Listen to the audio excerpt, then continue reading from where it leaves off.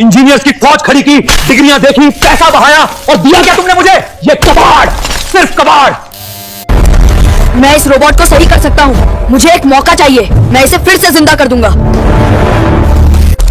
क्या कहा तूने भिखारी? तेरी औकात है इसे ठीक करने की? इस ठीक करने के लिए बड़े बड़े साइंटिस्ट भी फेल हो गए। हमने इसमें 500 करोड़ लगाकर दिन रात एक करके भी हम इसे ठीक से नहीं बना पाए। तू तो किस खेत की मूली है? साल 2026 का भारत, आसमान को छूती इमारतें और हर तरफ होलोग्राम के विज्ञापन। इस शहर के बीचों बीच एक विशाल काली इमारत थी जिसका नाम था सिंटेक्स रोबोटिक्स। ये देश की बल्कि दुनिया की सबसे बड़ी रोबोट बनाने वाली कंपनी थी। कंपनी के सीईओ मिस्टर आर्यन खन्ना अपने कॉन्फ्रेंस रूम में पसीने से तरबतर खड़े थे। उनके सामने कांच की दीवार के उस पार प्रोजेक्ट जीरो खड़ा था। यह एक रोबोट था जिसे बनाने में पिछले 5 सालों में 500 करोड़ रुपए खर्च हो चुके थे। इसे इंसानों की तरह चलना, सोचना और काम करना था। लेकिन आज लॉन्च का दिन था और नतीजा तबाही वाला था। जैसे ही मुख्य इंजीनियर ने रोबोट को ऑन किया, उसकी आंखों में लाल बत्ती जली। वह सीधा खड़ा होने के बजाय कांपने लगा। उसकी हाइड्रोलिक बाहें बेकाबू होकर घूमने लगीं। इसे बंद करो, आर्यन चिल्लाया, लेकिन तब तक बहुत देर हो चुकी थी। रोबोट ने पास रखे कंट्रोल पैनल पर एक जोरदार मुक्का मारा। चिंगारियां निकलीं और कांच की दीवार चटक गई। वह रोबोट एक रक्षक नहीं बल्कि एक पागल लोहे का दानव लग रहा था। वह लड़खड़ाया और धड़ाम से जमीन पर गिर गया। उसके अंदर से काला धुआं निकलने लगा। आर्यन खन्ना अपना सिर पकड़कर बैठ गए। इन्वेस्टर्स का दबाव, मीडिया के सवाल और करोड़ों का नुकसान, सब कुछ उनकी आंखों के सामने घूमने लगा। गुस्से में आर्यन लैब के अंदर गए। उन्होंने पास रखा एक भारी हथौड़ा उठाया और पागलों की तरह उस रोबोट पर वार करने लगे। बेकार है, ये सब बेकार है। आर्यन चिल्लाए, इंजीनियर्स की फौज खड़ी की, डिग्रियां देखी, पैसा बहाया और दिया क्या तुमने मुझे? ये कबाड़, सिर्फ कबाड़। उन्होंने सिक्योरिटी को हुक्म दिया, इस कचरे को अभी के अभी मेरी नजरों से दूर करो। इसे कंपनी के पीछे वाले डंपिंग ग्राउंड कूड़ा घर में फिकवा दो। मुझे इसका एक पुर्जा भी नहीं देखना। उसी रात मूसलाधार बारिश हो रही थी। सिंटेक्स टावर के पीछे शहर का सबसे बड़ा कूड़ा घर था, जहां शहर भर का इलेक्ट्रॉनिक कचरा फेंका जाता था। वहां की बदबू और गंदगी के बीच 12 साल का एक लड़का छोटू अपनी पुरानी फटी हुई बोरी लेकर घूम रहा था। छोटू के पास कोई डिग्री नहीं थी, न ही कोई स्कूल था। उसका स्कूल यह कचरा था। वह बचपन से टूटे हुए रेडियो, फेंके गए फोन और जल चुकी मोटरों से खेलता था। उसमें एक अजीब कुदरती हुनर था। वह मशीन की आवाज सुनकर बता देता था कि खराबी कहाँ है। वह तारों को ऐसे जोड़ता था जैसे कोई चित्रकार पेंटिंग बना रहा हो। बारिश में भीगते हुए छोटू की नजर एक विशाल धातु के ढेर पर पड़ी। वह प्रोजेक्ट जीरो था जो कीचड़ में आधा ढंसा हुआ था। आम इंसान के लिए वह टूटा हुआ कबाड़ था, लेकिन छोटू की आंखों में चमक आ गई। वह धीरे से रोबोट के पास गया। उसने रोबोट के सीने पर हाथ रखा। मशीन ठंडी थी, लेकिन छोटू को लगा जैसे उसके अंदर अभी भी दिल धड़क रहा है। उसने अपनी जेब से एक छोटा सा जंग लगा हुआ पेचकस स्क्रू ड्राइवर निकाला। उसने रोबोट के पीछे का पैनल खोला। अंदर का नजारा देखकर वह हैरान रह गया। इतनी जटिल वायरिंग उसने कभी नहीं देखी थी, लेकिन उसकी तीखी नजर ने कुछ पकड़ा। एक बहुत ही बारीक तार जो सेंसर से जुड़ा था, वह अपनी जगह से हल्का सा खिसका हुआ था, और एक गियर जो संतुलन बनाने के लिए था, वह उल्टा लगा हुआ था। इन्होंने दिमाग तो बहुत लगाया, पर इसे महसूस नहीं किया। छोटू जानता था कि वह इसे ठीक कर सकता है, लेकिन उसे बड़े औजार चाहिए थे और बिजली चाहिए थी। उसने इधर उधर देखा। बारिश तेज हो रही थी। उसने एक फैसला लिया। वह उस भारी भरकम रोबोट को, जो अब निष्क्रिय था और घिसटा जा सकता था, छोटू रोबोट को खींचने लगा। उसने पूरी रात लगा दी। उस भारी मशीन को इंच इंच करके घसीटते हुए वह सुबह तक सिंटेक्स कंपनी के मुख्य गेट पर पहुंच गया। वह कीचड़ से सना हुआ था। उसके कपड़े फटे थे, लेकिन उसकी आंखों में एक अजीब सी आग थी। सुबह के 8 बज रहे थे। कंपनी के गार्ड्स ने देखा कि एक गंदा सा भिखारी बच्चा उनके करोड़ों के अब कचरा बन चुके रोबोट को गेट पर खड़ा करके हाँफ रहा है। गार्ड्स उसे भगाने के लिए डंडे लेकर दौड़े। पागल है क्या? यहाँ कबाड़ बेचने आया है? तभी एक काली कार वहां रुकी। शीशा नीचे हुआ। अंदर आर्यन खन्ना बैठे थे। उनकी आंखें लाल थीं और चेहरा उतरा हुआ था। छोटू ने गार्ड्स को धक्का दिया और चिल्लाया, साहब, ये कबाड़ नहीं है, ये जिंदा है। बस इसे सांस लेने में दिक्कत हो रही है। मुझे औजार दो, मैं इसे चलाकर दिखाऊंगा। आर्यन ने उस बच्चे को देखा। आर्यन खन्ना ने कार का दरवाजा खोला और बाहर निकले। उनके महंगे जूतों पर कीचड़ के छींटे पड़े, लेकिन उनका ध्यान उस बच्चे पर था। क्या कहा तुमने? क्या कहा तुमने? आर्यन की आवाज भारी और सख्त थी। छोटू, जो ठंड से कांप रहा था, सीधा खड़ा हुआ।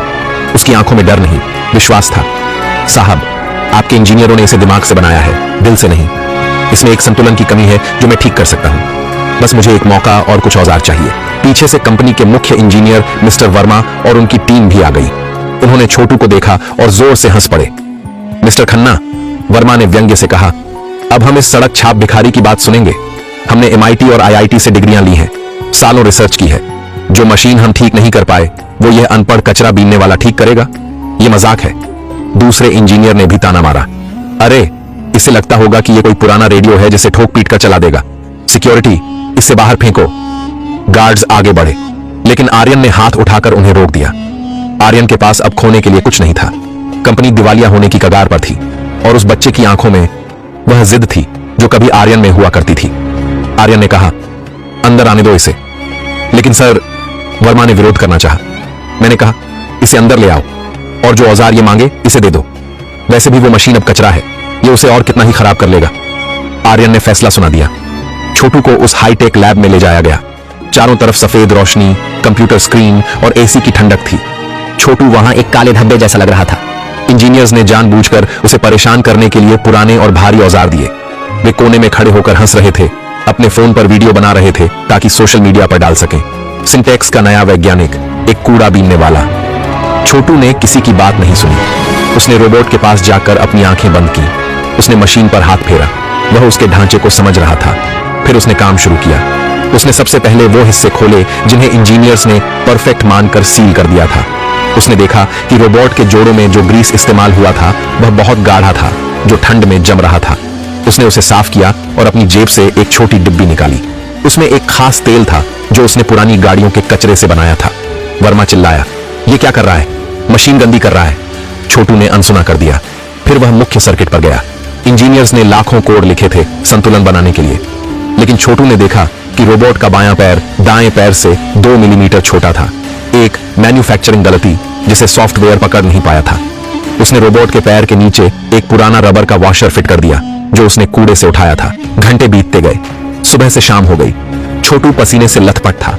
उसके हाथ तेल और ग्रीस से काले हो चुके थे। इंजीनियर्स अब बोर होकर जा चुके थे। सिर्फ आर्यन खन्ना और वर्मा वहां रुके थे। हो गया, छोटू ने धीरे से कहा। वर्मा हंसे। अच्छा? रबर और तेल लगाकर 500 करोड़ का रोबोट ठीक हो गया? चलो इसे ऑन करो और तमाशा खत्म करो। छोटू ने पावर बटन दबाने से पहले आर्यन की तरफ देखा। साहब, ये मशीन नहीं है, इसे हुक्म मत देना, इसे दोस्त की तरह बुलाना। वर्मा ने बटन दबाया। झुम, घड़-घड़। रोबोट की आंखों में लाइट जली, लेकिन तभी रोबोट के सीने से जोर की आवाज आई और धुआं निकलने लगा। रोबोट फिर से झटके लेने लगा। विस्फोट होने वाला है। मैंने कहा था ना, ये अनपढ़ लड़का हमें मरवाएगा। आर्यन का दिल बैठ गया। उसने छोटू की तरफ गुस्से से देखा। छोटू भी घबरा गया। ऐसा नहीं होना चाहिए था, लेकिन तभी छोटू को याद आया। छोटू ने रोबोट की गर्दन के पास एक तार को खींचा और उसे दूसरे सॉकेट में डाल दिया। यह बाईपास था। अचानक धुआं बंद हो गया। झटके रुक गए। लैब में सन्नाटा छा गया।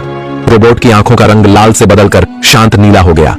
रोबोट ने अपना सिर सीधा किया। उसने धीरे से अपना हाथ उठाया, बिल्कुल एक इंसान की तरह स्मूथ। वह मुड़ा और उसने लैब में रखे एक कांच के गिलास को उठाने के लिए हाथ बढ़ाया। इंजीनियर्स की सांसें थम गईं। पिछली बार उसने सब तोड़ दिया था। रोबोट की उंगलियों ने गिलास को कोमलता से पकड़ा और बिना तोड़े उसे उठाकर छोटू के सामने कर दिया, जैसे उसे पानी ऑफर कर रहा हो। आर्यन खन्ना अपनी जगह से हिल नहीं पाए। जो काम दुनिया के सर्वश्रेष्ठ इंजीनियर नहीं कर पाए, वो एक कूड़ेदान के वाशर और गंदे तेल ने कर दिया था। लेकिन असली चमत्कार अभी बाकी था। लैब में गहरा सन्नाटा था। मिस्टर वर्मा का मुंह खुला का खुला रह गया था। रोबोट अब पूरे कमरे में चल रहा था, बिना लड़खड़ाए, बिना शोर किए। उसकी चाल में एक गजब का संतुलन बैलेंस था। आर्यन खन्ना धीरे धीरे चलते हुए छोटू के पास आए। उन्होंने झुककर उस बच्चे के गंदे, काले, ग्रीस से सने हाथों को अपने हाथों में ले लिया। उनकी आंखों में आंसू थे। तुमने यह कैसे किया? आर्यन ने अविश्वास से पूछा। छोटू ने मासूमियत से जवाब दिया, साहब, आपके साहब लोग इंजीनियर्स किताब पढ़कर मशीन को समझाते हैं कि उसे क्या करना है। मैं मशीन की सुनता हूं कि वो क्या चाहती है। इसका एक पैर छोटा था इसलिए ये गिर रहा था, और इसका तेल जम रहा था इसलिए ये चिढ़ रहा था। मैंने बस इसे आराम दिया। मिस्टर वर्मा शर्म से सिर झुकाए खड़े थे। उनकी करोड़ों की डिग्रियां आज एक बच्चे की समझ के सामने बोनी साबित हो गई थी। आर्यन ने उसी वक्त एक फैसला लिया। उन्होंने लैब के माइक पर घोषणा की, जिसे पूरी कंपनी ने सुना। आज से प्रोजेक्ट जीरो का नाम बदलकर प्रोजेक्ट छोटू रखा जाएगा। और मिस्टर वर्मा, आप आज से इस प्रोजेक्ट के इंचार्ज नहीं हैं। यह बच्चा जिसका नाम छोटू है, आज से हमारी इनोवेशन टीम का मुख्य सलाहकार चीफ एडवाइजर होगा। लेकिन सर, ये बच्चा है, अनपढ़ है। वर्मा ने आखिरी कोशिश की। यह अनपढ़ नहीं है वर्मा जी, आर्यन ने सख्त लहजे में कहा। इसके पास वो शिक्षा है जो तुम्हारी यूनिवर्सिटीज में नहीं मिलती, अनुभव और जुनून की शिक्षा। आर्यन खन्ना ने छोटू को गोद लिया। उसे सिर्फ नौकरी नहीं दी, बल्कि उसे दुनिया के बेहतरीन स्कूलों में भेजा, लेकिन एक शर्त पर कि वह अपनी कबाड़ से जुगाड़ वाली सोच कभी नहीं छोड़ेगा। 10 साल बीत गए। सिंटेक्स रोबोटिक्स अब दुनिया की सबसे अमीर कंपनी बन चुकी थी। वे ऐसे रोबोट बनाते थे जो अस्पतालों में मरीजों की सेवा करते थे और आपदाओं में लोगों की जान बचाते थे। कंपनी की 50वीं वर्षगांठ पर एक भव्य पार्टी थी। स्टेज पर एक नौजवान सूट बूट में आया। ये छोटू था, अब आर्यन जूनियर के नाम से जाना जाता था। उसने माइक थामते ही एक बड़ा खुलासा किया जिसने सबको चौंका दिया। देवियों और सज्जनों, छोटू ने कहा, आप सब सोचते हैं कि मैंने उस रात रोबोट को ठीक करने के लिए क्या जादू किया था। पीछे स्क्रीन पर 10 साल पुराना वो वीडियो चला जब वह रोबोट ठीक कर रहा था। सच्चाई यह है कि उस रोबोट का प्रोसेसर, दिमाग कभी खराब था ही नहीं। गलती उसके ढांचे में थी। हम अक्सर जीवन में भी यही गलती करते हैं। हम दिमाग को तेज करने में लगे रहते हैं, जबकि हमें अपना संतुलन बैलेंस ठीक करने की जरूरत होती है। उसने अपनी जेब से वही पुराना जंग लगा हुआ पेचकस निकाला और हवा में लहराया।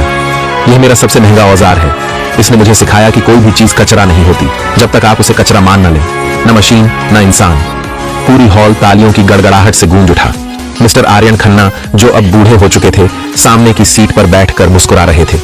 उन्होंने एक कूड़ा बीनने वाले को नहीं, बल्कि देश के भविष्य को कचरे के ढेर से उठाया था। इस कहानी से हमें 3 बड़े सबक मिलते हैं। प्रतिभा की कोई वेशभूषा नहीं होती, हुनर महलों में भी हो सकता है और कचरे के ढेर में भी। किसी के कपड़े देखकर उसकी काबिलियत का अंदाजा नहीं लगाना चाहिए। डिग्रियां आपको यह सिखाती हैं कि मशीन कैसे बननी चाहिए, लेकिन अनुभव आपको सिखाता है कि मशीन काम कैसे करती है। समस्याओं का समाधान अक्सर जटिल कोडिंग में नहीं, बल्कि सरल समझ, कॉमन सेंस में छिपा होता है।